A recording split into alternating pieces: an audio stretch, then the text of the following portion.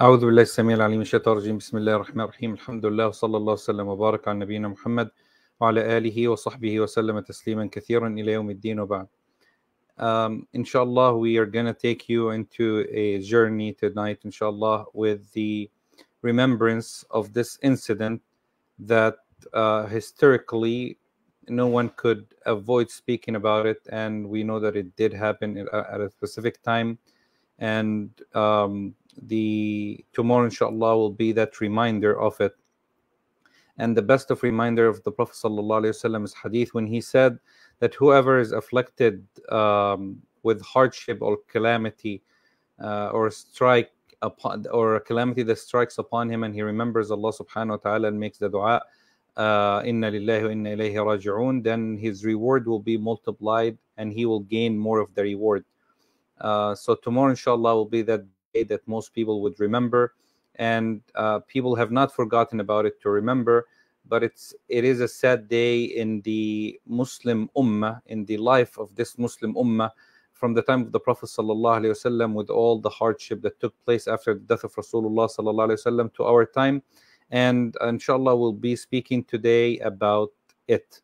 What is the topic? The story of the fitna that took place at the time of Al-Husayn ibn Ali ibn Abi Talib radiyallahu anhuma, and what happened to Imam Al-Husayn rahimahullah ta'ala wa radiyallahu an, Al-Imam Al-Shahid, a martyr who we witnessed for him, and we witnessed that he is the leader of the youth in paradise, as the Prophet sallallahu alaihi wasallam has mentioned.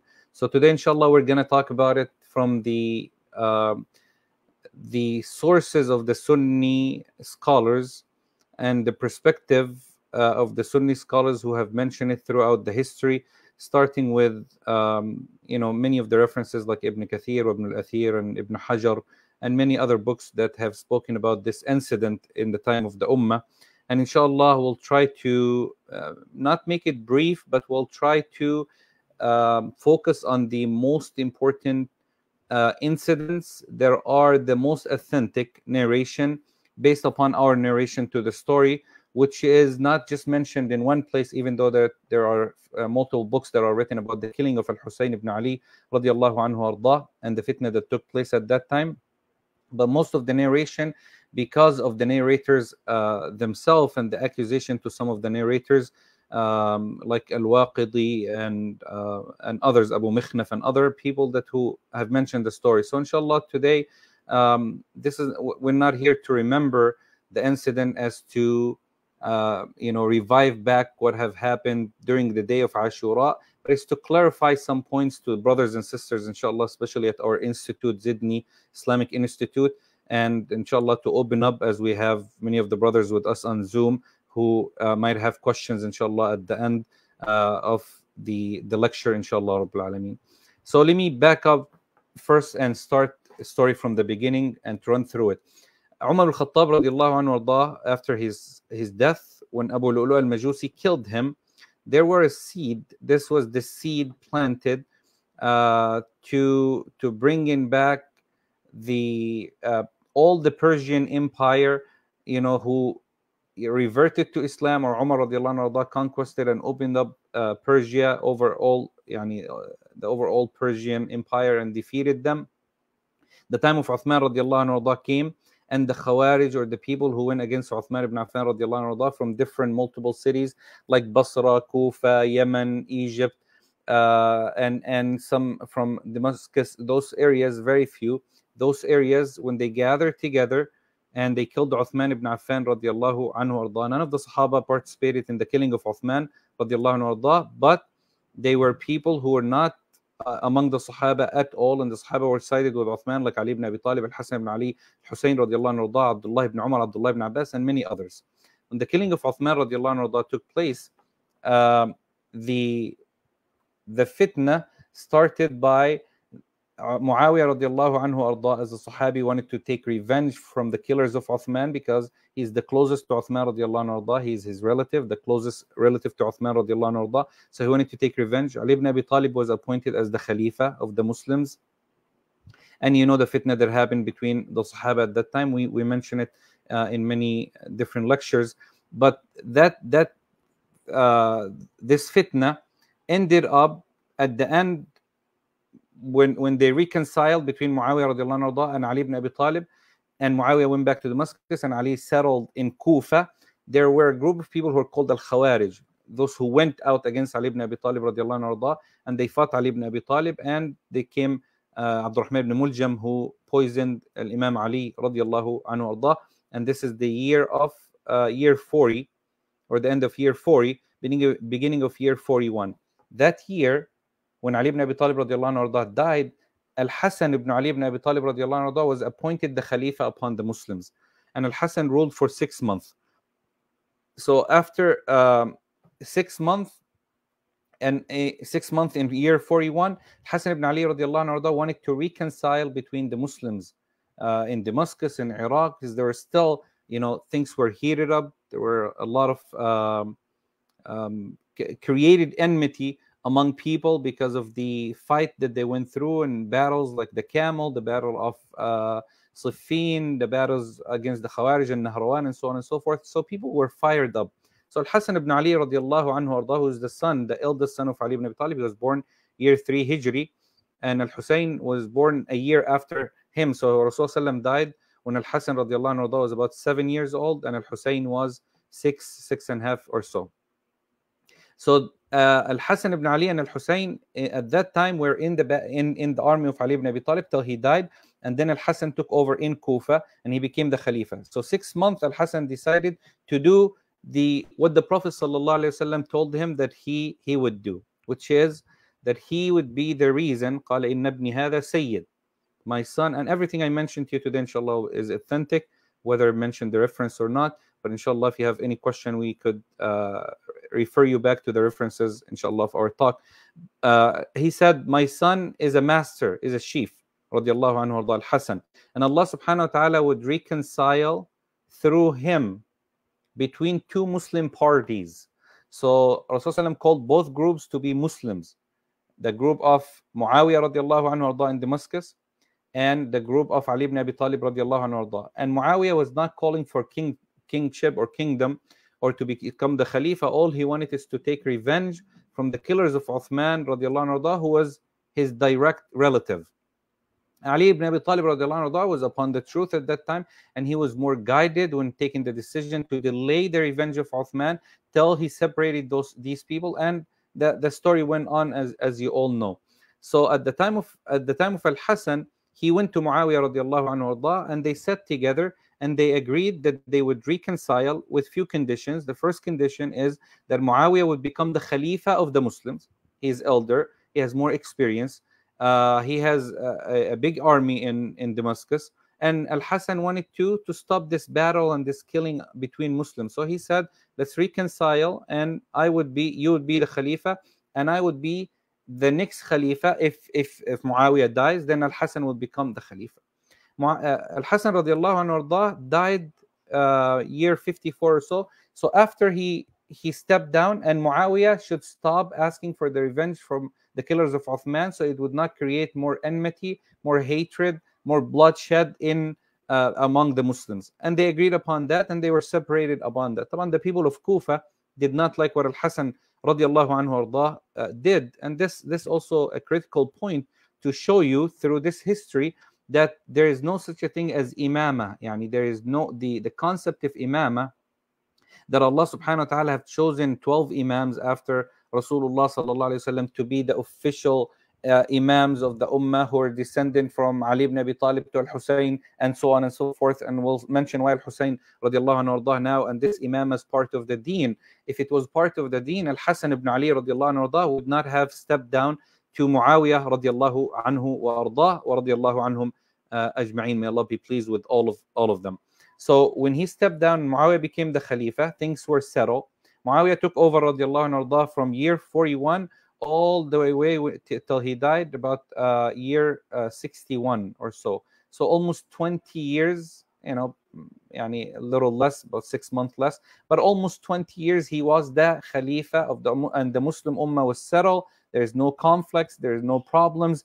Things were going, to the better off. There's more countries that became Muslims. Islam starts spreading, and the best of timing that took place Al-Hasan and Al-Hussein radiallahu anhuma took their children and their families and they went to Medina, and they lived in the time of Muawiyah radiallahu anhu under his leadership, and they themselves gave him the bay'ah. Muawiyah radiallahu anhu, I mean Al-Hasan radiallahu anhu, Al-Hussein ibn Ali radiallahu anhuma, they both gave the bay'ah to Muawiyah radiallahu anhu, and willingly.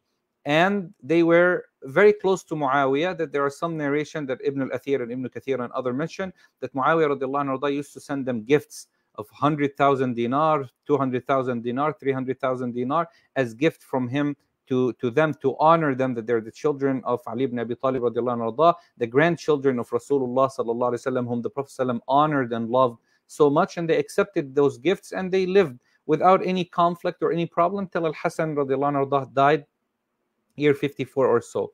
When Al-Hasan ibn Ali died radiallahu anhu, we don't know why Al-Hasan died radiallahu anhu. He died out of poison, which is most of the narration mentioned, as Suyuti mentioned it, and Ibn Kathir and Ibn Hajar and others, that he died, that he was poisoned radiallahu anhu, and he died. Some other narration said that he had a plague or a stomach disease, and he died out of it radiallahu anhu. In any case, when Al-Hasan radiallahu anhu died, Al-Hussein lived a very normal life in Medina, like every other Sahabi who were there. Abdullah ibn Umar were there, Abdullah ibn Abbas was there, Al-Hussein radiallahu anhu was there, Al-Hasan, Abdullah ibn Zubayr was there. Many of the Sahaba lived at the time of Muawiyah radiallahu anhu without any conflict.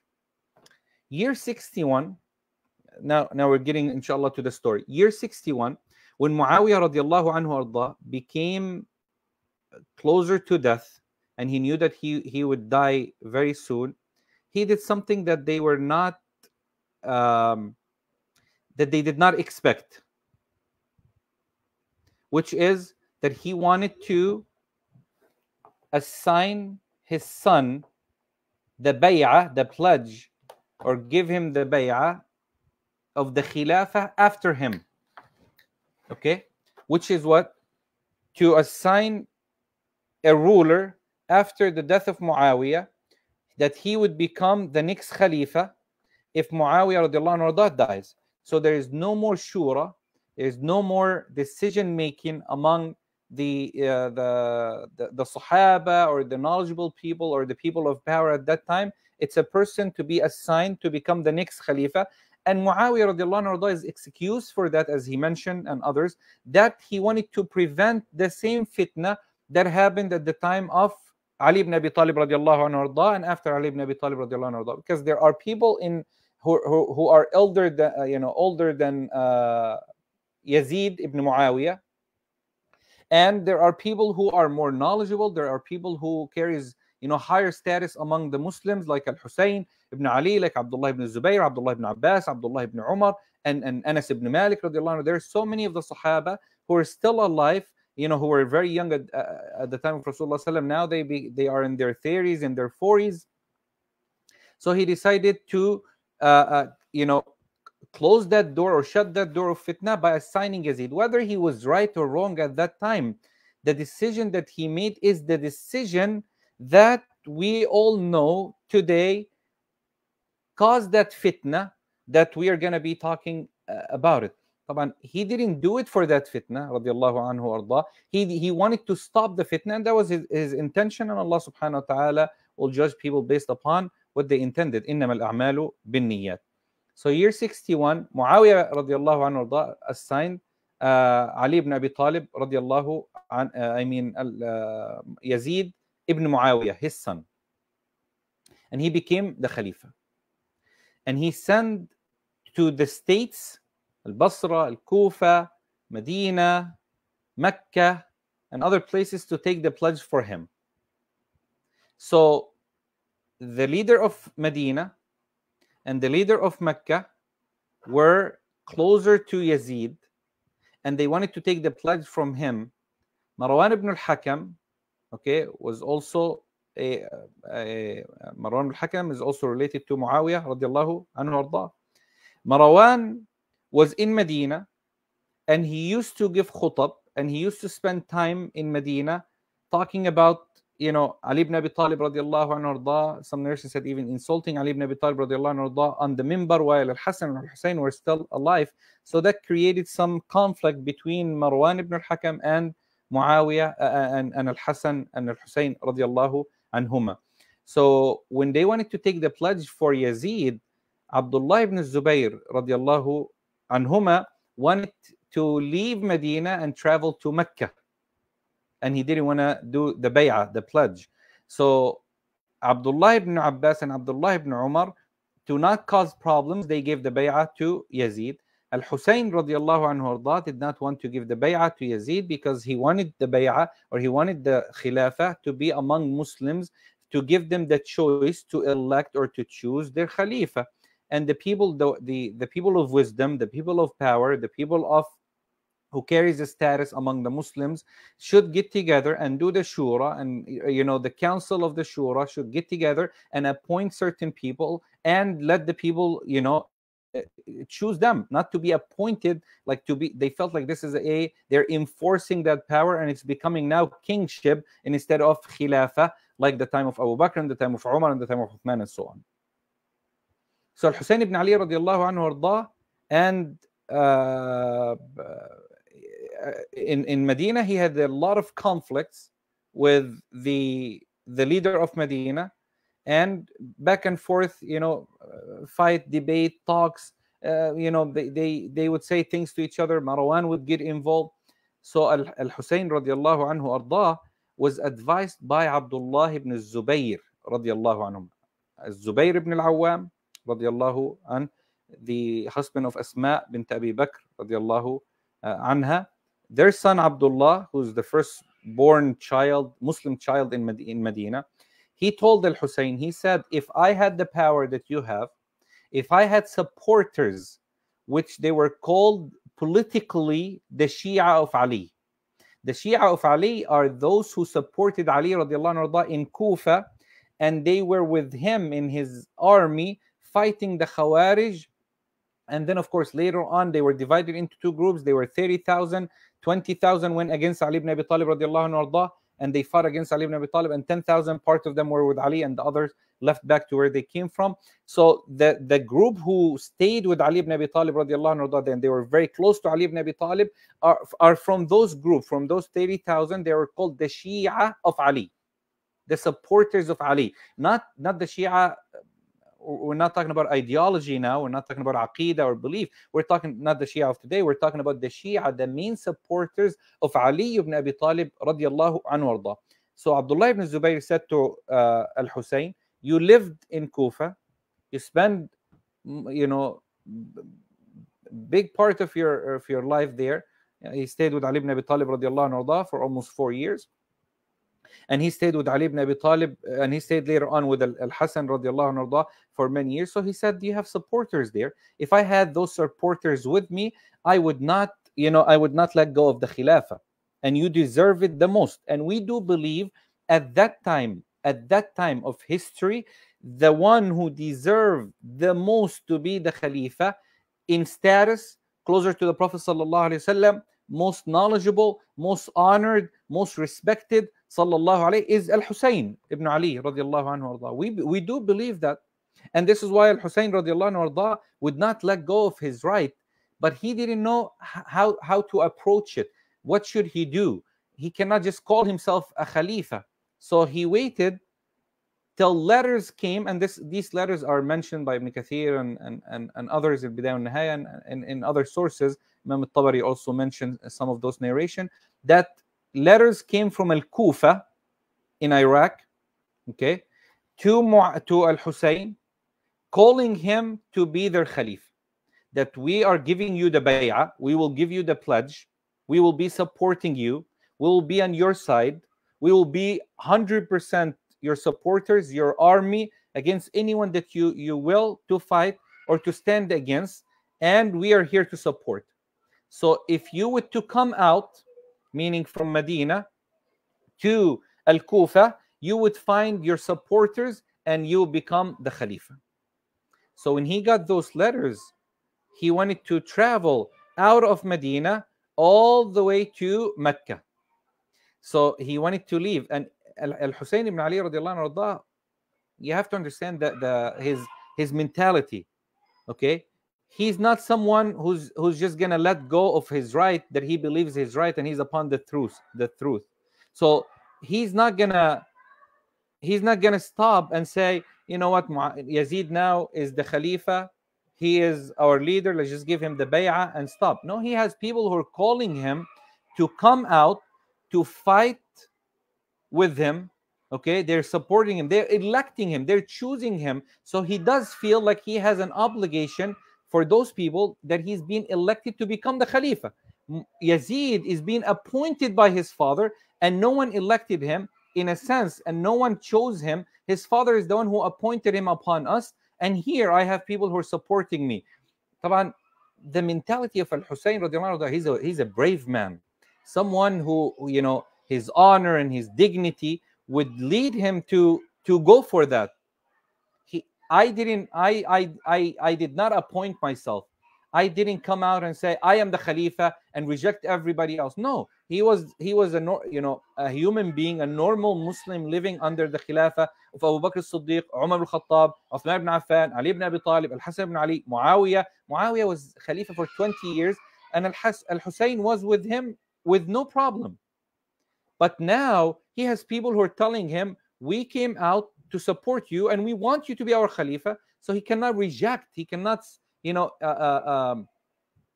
has to accept the people's election for him. So he decided to travel with his family to Mecca first. He got to Mecca in Rajab. Okay. And year 61, Rajab. So he stayed in Mecca, Rajab, Sha'ban, Ramadan, Shawwal, Dhul Qa'dah, 5 months, Dhul Hijjah, before Hajj. At the beginning of all these 5 months, all he's getting are letters. Okay? Letters that are coming from the people of Al-Kufa, the people of Al-Basra, saying, we have chosen you to be our Khalifa. We want you to be our Khalifa. We hope that you would come out to us. So what did he do? He sent his cousin, Muslim ibn Aqil. Aqil ibn Abi Talib, Ali ibn Abi Talib's brother. So his son, Muslim, is Al-Hussein's cousin. He sent them to Al-Kufa. When Yazid ibn Muawiyah, may Allah be pleased with his father, Yazid, we don't have a stand on him. He have done some good things and some evil things. And we'll speak about that at the end, inshallah. So when I say Yazid, la nazid, we don't add anything to it. Okay, he's between Allah subhanahu wa ta'ala's hands, and Allah subhanahu wa ta'ala is the one who would question him for everything that he have done. But his father is a Sahabi, Muawiyah ibn Abi Sufyan radiallahu anhu. And Yazid, by the way, was with Al-Hussein in the battle that first conquested, or the first battle that went to Constantinople, which is Istanbul today. And Rasulullah made dua for this army, that they are all among the people of Jannah. So we'll leave it to that for now. So Muslim ibn Aqil, rahimahullah radiya anhu, he said, Muslim ibn Aqil, he said, I will travel to Al-Kufa to investigate, to make sure that these people, because these people already had bad history with Ali ibn Abi Talib. Okay, I'm telling you, there were 30,000. Ali ibn Abi Talib ended up with less than 10,000 at the end. So they betrayed Ali ibn Abi Talib radiallahu anhu. They betrayed Al-Hasan, and most likely that they are the one who poisoned him. So they betrayed the father and the son. So Abdullah ibn Abbas said to him, he said, listen, I don't want you to go out. Inna al-qawma sayaqtuluk. They will kill you like they killed your father. These people you can't trust. They already betrayed your father. So you have Abdullah ibn Zubayr. He is encouraging Al-Hussein to go to Al-Kufa. You have Abdullah ibn Abbas disencouraging him. Okay, he's telling him, don't go. I don't want you to be killed. I know what you're going to end up at the same situation that your father was in, your brother was in. They will betray their trust. So I don't trust them, as much. So he said the best way to check, to make sure that these letters are accurate, they're correct, that the people are supporting me, I would send Muslim ibn Aqil to Al-Kufa. when Yazid ibn Muawiyah, Yazid is now the Khalifa. When he knew that Muslim was traveling to Al-Kufa, and Al-Hussein has the intention to travel to Al-Kufa because of these letters, he sent, or he appointed upon Al-Kufa and Al-Basra and the area of Iraq, Abdullah ibn Ziyad. And this person, you cannot forget in the history, because he plays a big role in the killing of Al-Hussein radiallahu anhu arda, Abdullah ibn Ziyad. So when Muslim ibn Aqil got to Al-Kufa, he got in. As when he was traveling to Al-Kufa, he would pass by tribes throughout his way. So when people heard that he's going to investigate, he's going to check for Al-Hussein to travel to Al-Kufa, they followed him. Some narration says that he gathered over 20,000 people with him. Okay? 5,000 from the people of Al-Kufa and 15,000 from out of Al-Kufa. And they all decided that they're going to come together and they're going to surround the house of Abdullah ibn Ziyad. Okay? And they're going to prepare Al-Kufa for the entrance of Al-Hussein, or the migration of Al-Hussein, or the Khilafah of Al-Hussein to come to Al-Kufa and to appoint him as the Khalifa, and then to deal with Yazid. So it will be between Al-Hussein ibn Ali and Yazid ibn Muawiyah.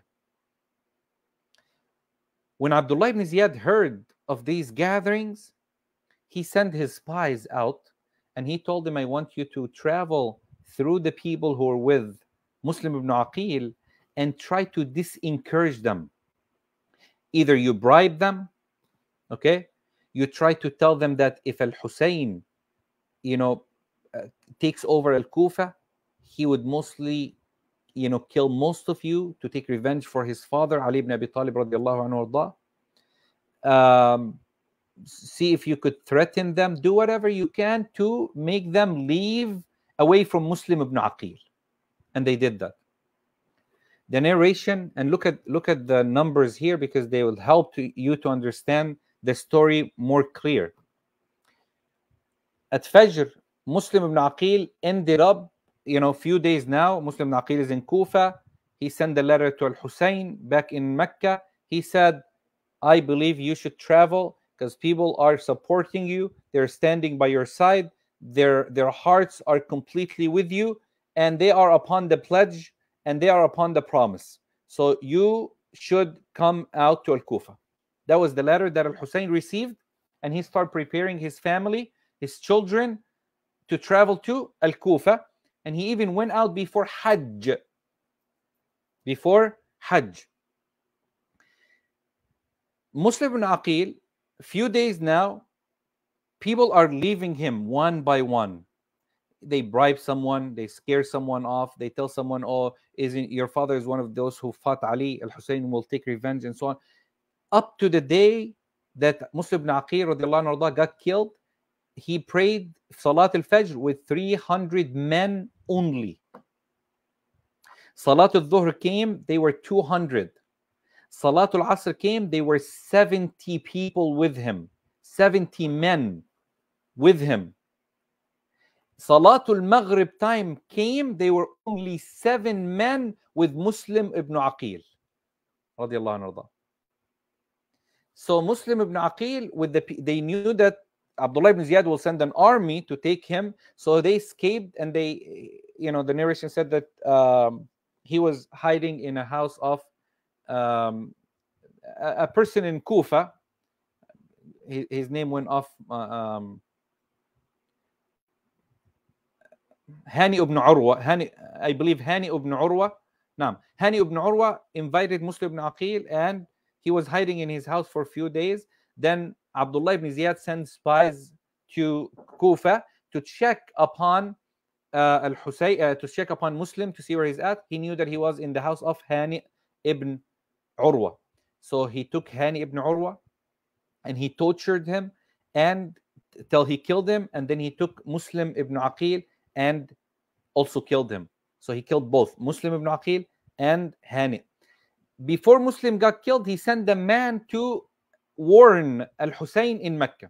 When the man came to Al-Hussein in Mecca, he did not believe him. Yani Al-Hussein didn't believe. I see these letters. I have a letter written by Muslim. So he thought that this person was just coming to fool him, to lie, so he could stop him from leaving. So he didn't listen to him. And he left before Hajj to Al-Kufa with about 70 of his family members, many of his children, his wives, his daughters, and he went, and his cousins and his nephews, and they went out to Al-Kufa. Abdullah ibn Umar, radiallahu anhuma, in the narration, he caught up to him after 3 days of traveling. When Hussein was 3 days away from Mecca, Abdullah ibn Umar, went after him, and he told him, he said, "Where are you going?" Wallahi, Jibreel came to the Prophet sallallahu alaihi wasallam, to your grandfather, and he gave him the choice or the option between this dunya and akhirah. And your grandfather favored akhirah over dunya. And Allah subhanahu wa ta'ala doesn't want dunya for you, because He have prepared what is better for you in akhirah. And the only way that dunya is away from you is because of the harm of it and the goodness that is waiting for you in the hereafter. Wallahi, wallahi, I do not think you should go, because I could see that these people would betray you like they betrayed your father. Al-Husayn radiallahu anhu, he said, "Qudi al-amr." The matter is over. These people called me, they sent me letters, I cannot let them down. It will be, I'm not a coward, and I will go there and see with my own eyes. So Abdullah ibn Umar hugged him and he said, "Astawdi'uka Allah min qatil." He said, "I know that you'll be killed." And he hugged him and he cried, radiallahu anhu arda. Before he got to Al-Kufa, to Karbala, that area where Hussein got killed outside of Al-Kufa, Al-Farazdaq, one of the poets, well-known poets in Islamic history, he saw Al-Hussein and he said, "Where are you going?" He said, "I'm going to Al-Kufa." He said, "I swear by Allah, inna qulub al-nasi ma'ak wa siyufuhum ma'a bani Umayyah." He said, the hearts of the people of Al-Kufa, I witness that their hearts are with you. Yani, I know that they want to support you, they want to be on your side, they want to be with you, their hearts is with you, but their swords are with Bani Umayyah, with Yazid. They're not going to stand against an army of Abdullah ibn Ziyad, who was also an oppressor and a killer, a serial killer in Kufa. Al-Farazdaq is telling him these people are going to be with him because they fear him and his army. And this person doesn't care. He doesn't, he doesn't honor anyone. Nothing for him is sacred. Nothing for him is respected. So I don't think you should go. And Al-Hussein continued on. Radiallahu anhu arda. Again, the mentality of Al-Hussein is a mentality of a person looking for his right. A person who does not want to be humiliated. A person who cannot just step down and khalas, it's over, let me just go back. How would he go back? He felt that I would be called a coward. I would run away from the people who trusted me, and there is no way that I would do such a thing. That's not my manners. Radiallahu anhu wa ardah. So he got to a place called Karbala. Karbala is well known now in Iraq, and this is where Al-Hussein was killed. Radiallahu anhu wa ardah. He got to Karbala in Muharram. And he got to Karbala and he said to the people in the famous narration, "What do you call this city?" They said, "Karbala." قال كرب وبلاء. Karbala, if you divide the word into two, it becomes karb. Karb means hardship, and bala means a trial or an affliction. So he said it is a hardship and an affliction. This is the impression that he got from the name Karbala. He settled there, radiallahu anhu arda. Abdullah ibn Ziyad sent him a person called Al-Hurr ibn Yazid. Okay?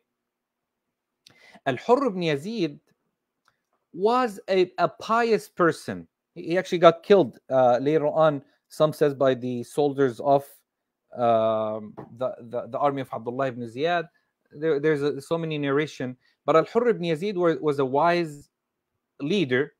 And he came to Al-Hussein radiallahu anhu, and they went on trying to, figure out a solution before Al-Hussein gets into Al-Kufa and a battle takes over, and so on and so forth. So when Al-Hussein radiallahu anhu ardah came, many of the people were encouraged again to follow him.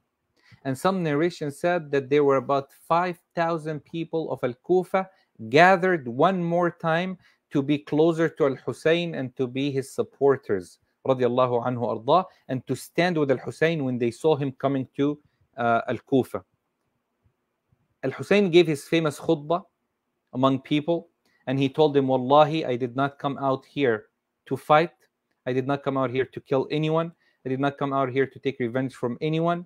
I came here because you called me for it, and I would not let you down, and I would try to solve this issue with Yazid, and we will see, and we will see, we will get to a solution between me and him. At that moment, Al-Hussein got the news that Muslim ibn Aqil, his cousin, was killed. Muslim ibn Aqil, Hani ibn Urwa, Abdullah ibn Yaqtur, and he got the news that many of the people who went with them stepped back. So, and they came back to Al-Hussein. So you could see here, these people are not trusted. One day they're with him, one day they're against him. One day they're standing on his side, one day they're not standing on his side. So he told the children of Muslim ibn Aqil, he said, if anybody wants to leave, if anybody, we know that Muslim ibn Aqil got killed. We know that this is going to be a fight now. This is going to be a battle. If you want to leave, you could leave. If you want to stay with me, you could stay with me. So they say only few hundreds stayed with Al-Hussein radiallahu anhu when they knew for sure that the conversation between him and Al-Hurr ibn Yazid was not really successful. Al-Hurr ibn Yazid went back to Abdullah ibn Zubayr, and he said that Al-Hussein, we must fight Al-Hussein. So some of the companions of Al-Hussein, they said, we should return back to where we came from. We should return back to Mecca. We have no support here. And we are afraid that these people who are with us, they would actually betray us at the end. So the children of Aqil, they stood up and they said, Wallahi, we are not leaving. We're not going back. We are going to take revenge from the killers of our father. And we would not go back until we taste what our father tasted. Yani it's either we win and have victory or we die like our father died. So Al-Hussein said, La khayra fil aishi ba'da ha'ula. He said, then there is no good in living if these people died. Yani if my cousins, my nephews, okay, my children, if they die, then what's the point of living after them? What's the point of this dunya if living after them? Al-Hurr ibn Yazid had 1,000 soldiers against Al-Hussein ibn Ali radiallahu anhu ardah. And he came to him and he said, Ya Hussein, inni lam u'mar biqitalik. He said, I was not commanded to fight you. I was commanded to bring you, that you surrender, and I bring you back to Al-Kufa, and then we would see what Abdullah ibn Ziyad says about you. And then you could write from there, or he could write a letter to Yazid to tell him that now we captured Al-Hussein, he is here with us, and what should we do with him? لعل الله عز وجل, that may Allah subhanahu wa ta'ala make things easy and you reconcile, or Yazid commands him to do something and to bring you over to Damascus to discuss it with him, or to send you back to Al-Kufa. So why don't you surrender and I will take you to Abdullah ibn Ziyad. And Al-Hussein radiallahu anhu, at the beginning he agreed,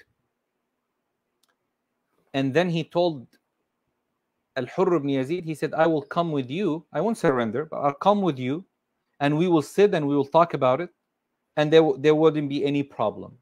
He said, okay. They prayed Dhuhr, they prayed Asr, and they left. Right when they entered Karbala, the city, he was shocked that there's an army of 4,000 soldiers by the lead of Umar ibn Sa'd ibn Abi Waqqas radiallahu anhu. Sa'd ibn Abi Waqqas radiyallahu anhu, the Sahabi of Rasul, the uncle of Rasulullah sallam, the maternal uncle of the Prophet sallallahu alaihi wasallam. Umar ibn Sa'd was the leader of the army that Abdullah ibn Ziyad sent out to fight Al-Hussein. And he told him, I want the head of Al-Hussein right here by my feet. So when Al-Hussein knew that this was the case, and the people who were in Kufa completely betrayed him, and they left him when they saw the army of Umar ibn Sa'd ibn Abi Waqqas, now he only has his 70 people, who is his family that he left with his children, and some of Al-Hasan children, some of brothers of Muslim ibn Aqil and his children, and his wives and his sisters. When he knew that these people completely betrayed it, and he only has his family now, it is not, طبعا, from the hikmah and the wisdom is to protect, women and children, but at the same time, I am not going to run away. I'm not going to escape. And these people with me, my children and Al-Hasan children, I'm their uncle, and I'm the uncle of, Muslim Aqil's children. They're not going to betray me. They're not going to run away. And my right is to defend them and to protect them. So Al-Hasan radiallahu anhu arda, Al-Hussein radiallahu anhu arda, he said to Al-Hurr ibn Ziyad, or to Sa'd, or to Umar ibn Sa'd ibn Abi Waqqas, one of them, in the narration, it seems that he told Umar, because Al-Hurr at that time, when he was listening to what Al-Hussein said, he agreed with it, but Umar ibn Sa'd did not agree. So he said, you know what? How about we agree upon 3? I'll give you 3 options right now, so we don't start a battle, no fighting, no war. The first one, you let me go back to Medina without a fight. Khalas, I'll go back to Medina, story will be over. 2, you let me travel to Damascus to Yazid ibn Muawiyah. And Yazid ibn Muawiyah, by the way, is also related to Al-Hussein ibn Ali ibn Abi Talib. They are relative. Yes, they're not direct relatives, but they are from same tribes. We could connect the tribes together. They have some lineage connection. So he said, let me deal with this person, Yazid, okay, that we are cousins. Like we are cousins. We could deal with it. And I'll go and talk to Yazid. He's the Khalifa, he's the leader. I'm not going to talk to Abdullah ibn Ziyad. He's only the appointed leader by Yazid. I want to talk to Yazid, the Khalifa of the Muslims. Or you let me travel with my family to wherever I want to go and just be in the army of the Muslims, one of the soldiers. Umar ibn Sa'd ibn Abi Waqqas said no. Al-Hurr ibn Ziyad, he said, fine, I'm okay with it. So someone shot an arrow at him, okay, and killed him. Al-Hurr got killed because they found that he will cause a fitna. And people, if he says he's siding with Al-Hussein, this will be a problem, because the people who are in the army of Umar ibn Sa'd, when they see Al-Hurr, one of their leaders, being with or agreeing with Al-Hussein, they might stand on the side of Al-Hussein, so they killed Al-Hurr. Okay?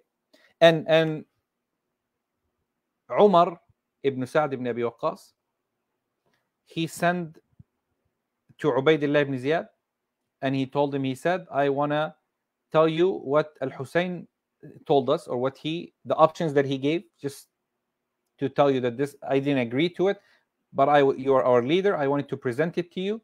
And he said no. Okay, he said no. So Ubaydullah ibn Ziyad, when he said no, Al-Hussein knew that this would be a fight, and the battle started in Muharram. Muharram is the month that we're in today. Muharram, year 61 of migration. And the battle went on for 3 to 4 days. So the 6th, the battle started. Hussein ibn Ali radiallahu anhu with his children and the people who were with him, the 70 of his children, and Al-Hasan children, and Muslim children, and so on, his family, and the army of Umar ibn Sa'd ibn Abi Waqqas and Ubaydullah ibn Ziyad. Big army now, for about 4,000. Yeah, no way it was 20,000, 30,000. 4,000 against 70 people. They fought day 1, the 6th of Muharram, okay, and the victory was to Al-Hussein and his followers. Day 2, the 7th, the victory was to Al-Hussein and his followers. Day 8, the victory was to Al-Hussein and his followers. But he lost so many of his children and his followers. Some narration said that Al-Qasim ibn al-Hasan, ibn Ali ibn Abi Talib, Abdullah, Uthman, Ja'far, Muhammad ibn al-Hussein, 5 of his children died. Some of the children of Muslim ibn Aqil died. Okay, so Abdullah ibn Ziyad sent another army with Umar ibn Sa'd ibn Abi Waqqas, and he went out on it to fight Al-Hussein ibn Ali radiallahu anhu arda. Day 9, and subhanallah, some narration says that Al-Hussein used to lead the salah. When the salah time comes, they will stop to pray, and both armies will pray after Al-Hussein. And the Hussein will be the imam, because they knew that no one was better than him to lead salah. No one is higher than him in knowledge, in status, in the sunnah, in the deen, in migrant, everything. He is the top. He should be the imam. So when the time of the salah comes, he should be the imam. And one person once from Al-Kufa said to Al-Hussein, he said, how could you lead salah and you're the Khawarij? You're like, you went against the Khalifa. You are among the people of hellfire. Al-Hussein radiallahu anhu, he said, well, we do not know who's going to be. You would know soon who's going to be the fuel of hellfire. Okay, and then I am someone that Rasulullah sallallahu alaihi wasallam used to kiss here on his forehead, and I used to sit on his lap sallallahu alaihi wasallam. I'm not from the fuel of hellfire. No way that he would be, when Rasulullah sallam told him, Sayyida shababi ahli al-Jannah. Whoever loves these two loves me. That's what Rasulullah said. Allahumma ahibbahuma, may Allah love them both, Al-Hasan and Al-Hussein. They are the masters, the leaders of the youth in paradise. So day 9, the battle took place. It was very hard, and subhanallah, many people got injured. Al-Hussein ibn Ali radiallahu anhu himself got injured in his shoulder. And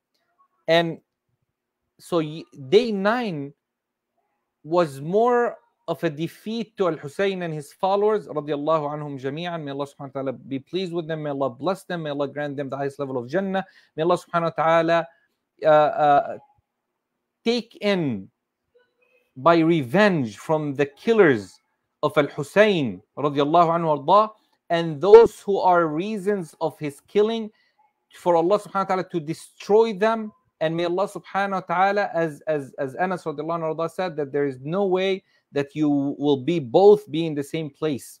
Al-Hussein is in Jannah, and this is guaranteed. And may Allah subhanahu wa ta'ala, take revenge in hellfire, inshallah, from those who have killed Al-Hussein ibn Ali radiallahu anhu arda, al-Shaheed, al-Imam, al-Sa'id al-Shaheed, as we believe. Day 10 came. We have so many narration now.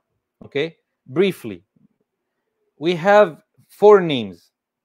Okay, we have Ubaidullah ibn Ziyad, we have Shamr ibn Dhul Jawshan, we have Zur'ah ibn Shurayk, and we have Sinan ibn Abi Amr. 4 names. Ubaidullah ibn Ziyad, Shamr ibn Dhul Jawshan, we have Zur'ah ibn Shurayk, and we have Sinan ibn Abi Amr. Shamr is well known. Shamr is the person who killed Al-Hussein. Looking at the narration, Shamr is the one who injured Al-Hussein in his shoulder, for sure.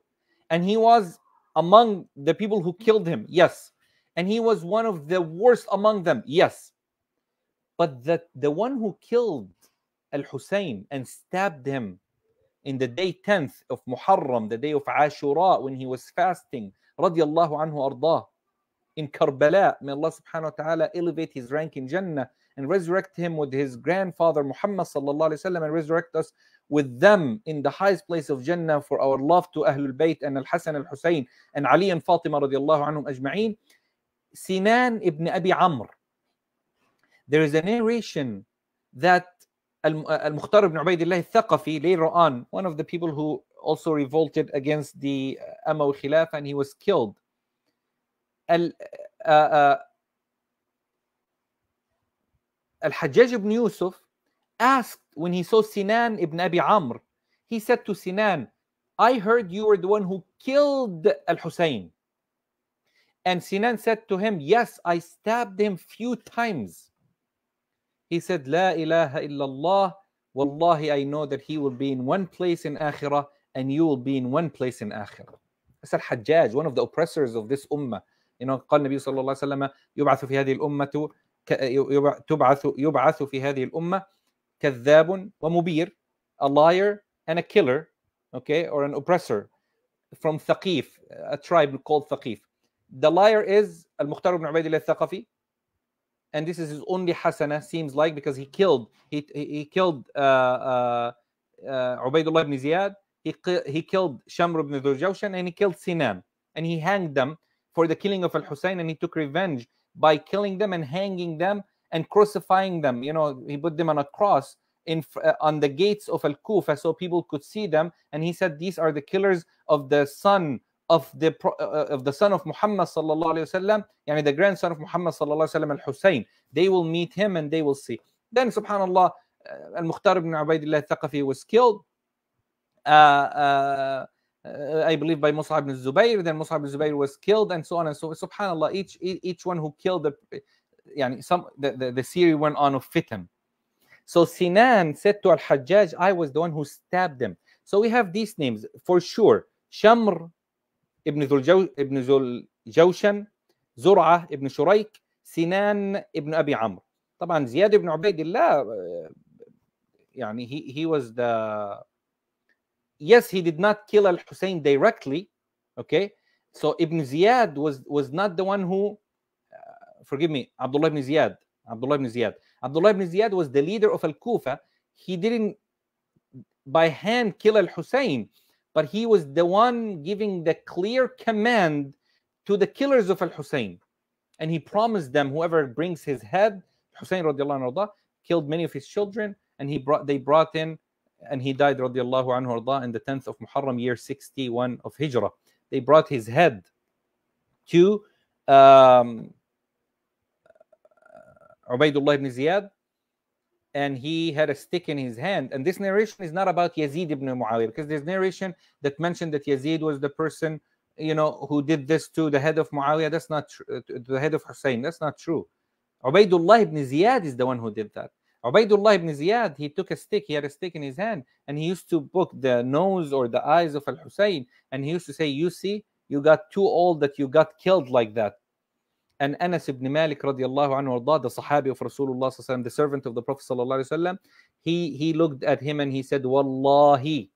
He used to push the stick away and he says, Wallahi, I have seen Rasulullah sallallahu alaihi wasallam with his lips kissing those eyes or these lips or this forehead. You will see when you stand in front of Allah in the Day of Judgment, and Al-Hussein ibn Ali will be standing in front of Allah subhanahu wa ta'ala, and right by Rasulullah sallallahu alaihi wasallam, we will see what response you would carry to say, to excuse yourself, or to apologize, or to have what kind of excuse would you carry in the Day of Judgment in front of Rasulullah sallallahu alaihi wasallam when you come and say, oh ya Rasulullah, I have killed your beloved one of your children. And then Ubaydullah ibn Ziyad, alayhi min Allah ma yastahiq, may Allah subhanahu wa ta'ala punishes him through his punishment. Ubaydullah ibn Ziyad sent the head of Al-Hussein with his sisters and the rest of his family to Yazid ibn Muawiyah in Damascus.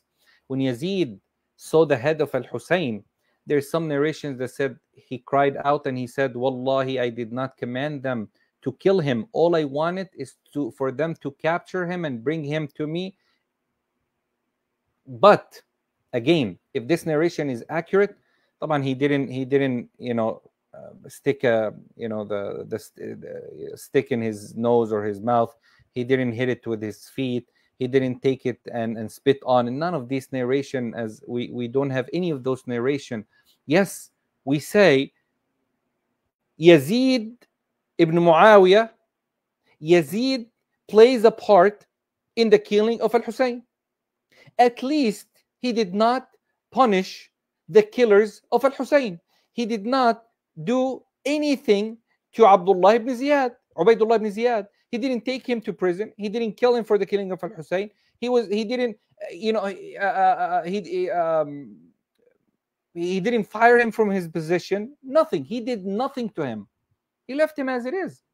So does that mean that he's okay with it? He agrees with it? It happened of his khilafah at his time, and he will be responsible in front of Allah subhanahu wa ta'ala to be questioned by Allah subhanahu wa ta'ala for what have taken place to Al-Husayn ibn Ali ibn Abi Talib radiallahu anhu. That's why we say Yazid la Nazid. We do not add anything to Yazid. Like we don't put a title, say Yazid radiallahu anhu, Yazid rahimahullah, Yazid may Allah have... No, we say Yazid.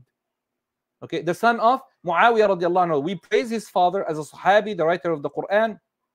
As you see, Muawiyah had nothing to do with the killing of Al-Hussein. Ahlul Sunnah have nothing to do with the killing. We don't have anything to do with the killing of Al-Hussein.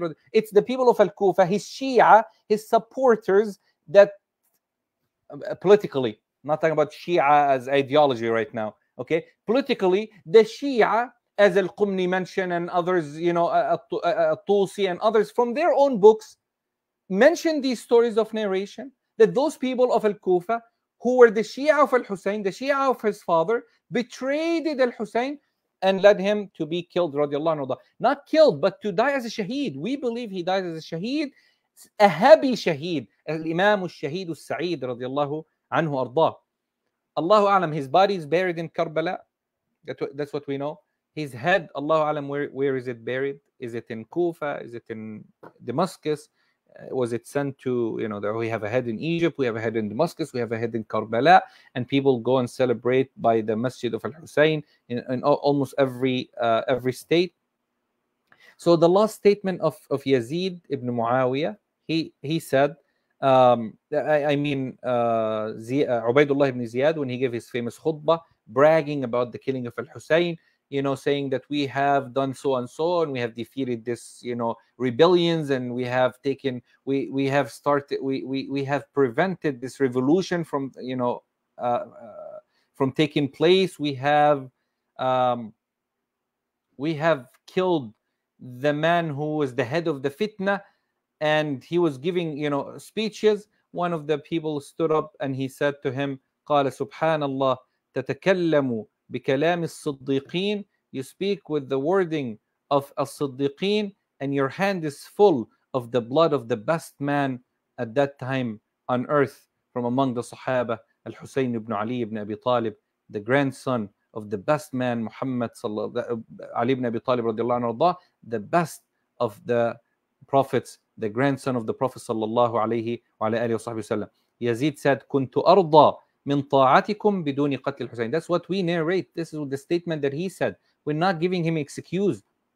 We're blaming him for what he did. We know that Yazid didn't kill him directly, Yazid ibn Muawiyah. He had, his hand was not directly into the killing of Al-Hussein, like he went with an army and he fought Al-Hussein himself. No, but he was the leader of the Muslims, the one responsible. And the Day of Judgment, the Prophet ﷺ said, every leader will be coming in the Day of Judgment with his hands tied to his neck, either that justice will free him or injustice will take him or lead him to hellfire. So it's between him and Allah subhanahu wa ta'ala. What he have done, it's between him and Allah subhanahu wa ta'ala. تلك أمة قد خلت لها ما كسبت ولكم ما كسبتم ولا تسألون عما كانوا يفعلون. Inshallah, this is the brief history of the day of Karbala, the day of Ashura.